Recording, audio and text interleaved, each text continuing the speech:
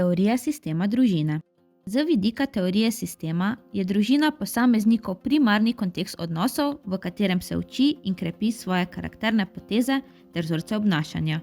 Teorija družinskih sistemov in terapija, ki na slednjem temelji, vidi simptome posameznika kot rezultat družinskih interakcij. Kaj in kakšni so prenosi med problematičnim vedenjem posameznika in vedenjem ostalih družinskih članov? Poslušanje družinskih članov in opazovanje odnosov je temelj teorije sistema družine. Zanimivo je videti, kako vedenje posameznega družinskega člana nezavedno vpliva na delovanje in odzive ostalih članov. To so vzorci problematičnega vedenja, ki ga je nujno razkriti za funkcionalno delovanje družine. Se pravi, z gledanjem na družino so interakcije v njej bistvenega pomena za razumevanje vedenja in čutenja posameznika. Pomembno je, da posameznika ne obravnavamo individualno, ampak kot osebo, ki je vključena v interakcije z drugimi. Proces družinskih projekcij. Po kratkem razumevanju pomembnosti družine si poglejmo še v družini izjemno pomemben koncept – projekcija. V družini prepoznavamo projekcije kot proces, v katerem starši že pri malem otroku v njih prenašajo svoje čutenja. Kadar gre za emocionalne težave, lahko slednje vplivajo na otrokovo funkcioniranje in ga naredijo bolj dovzetnega za raznovrstne klinične simptome. Poleg projekcije se pojavlja tudi izraz triangulacija oziroma čustveni trikotnik. Kadar se v odnosu pojavi napetost ali stres, osebi v ta odnos povabita tretjega člana, ki postane del čustvenega sistema. Ta tretji član je lahko otrok, drug družinski član, delo, alkohol, računalnik ali afera. Do projekcije pride, kadar osebi, ki sta v konfliktu slednjega ne razrešujeta, ampak se odločita svoje težave projicirati v tretjo zadevo, objekt, osebo, ki pa ima zaradi slednjega okrnjeno delovanje. Najpogosteje to lahko vidimo v partnerskem odnosu, ker partnerja ves stres, frustracijo, konflikt nezavedno preneseta v odnos z otrokom.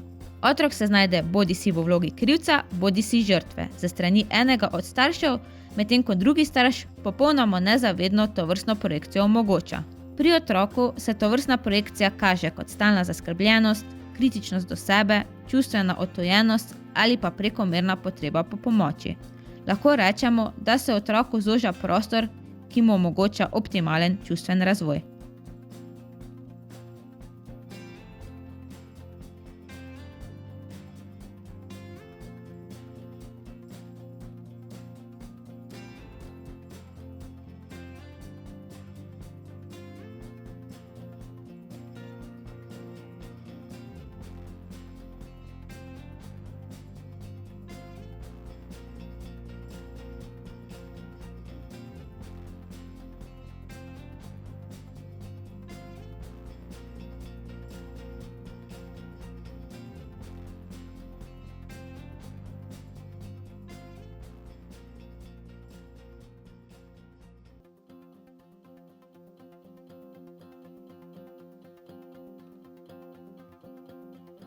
Vzorci družine. Kot smo lahko opazili, družino spremlja veliko konceptov, ki v njej ustvarjajo določene vzorce. Kaj pa so ti družinski vzorci? Kaj nam sporočajo? Ali jih lahko preoblikujemo?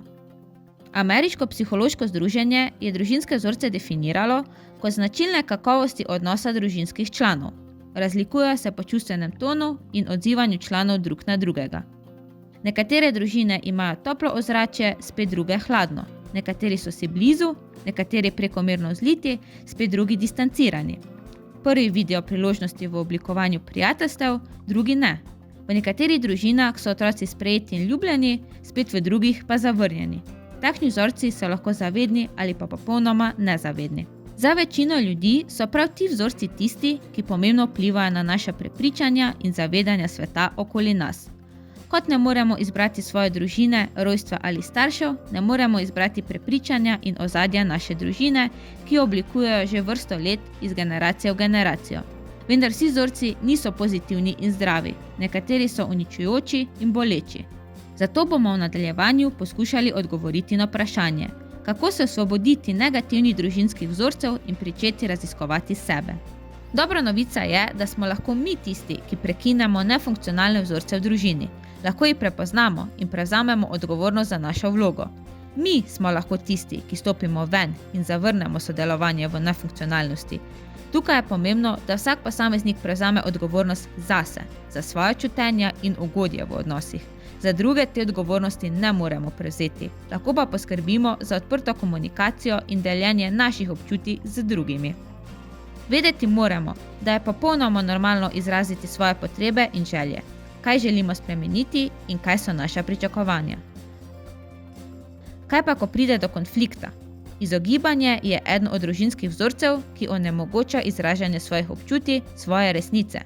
Konflikti bodo vedno del družinskih odnosov. Nekdo se z vami ne bo strinjal ali pa so ga vaše besede prizadele. Če pa upoštevamo naslednja pravila, pa lahko konflikte produktivno razrešujemo. Poudarjajte prednosti. Minimalizirate slabosti oziroma jih predstavite kot področja možne rasti. Vsak posameznik je odgovoren za svojo srečo, svoje občutja. Izrazite in spoštujte resnico. Bojujte se za odnos, ne pa proti njemu. Osvoboditev od družinskih vzorcev je dolgotrajen življenjski proces. Zahteva vloženo delo in raziskovanje samega sebe. Potrebna je iskrenost do sebe, svojih prepričanj, kot tudi do svoje družine. Ko si bomo vzeli čas in pričeli ozaveščati te vzorce, lahko vemo, da smo naredili prvi korak k osvobajanju.